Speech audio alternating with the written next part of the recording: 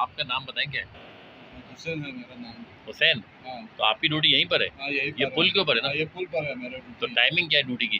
Timing 24 घंटा हमारी duty है ना। अच्छा, तो ये इधर ही ऐसे? हाँ, इधर ही रहता है। अच्छा, तो ये इस जगह का नाम वैसे है क्या? हाँ, ये पूरा इलाके का नाम तो बशो बोलते हैं, बशूली। बशूली। इस मोहल्ले का नाम है मकिलो। मटुलो। मकिलो, अच्छा ये मकिलो है।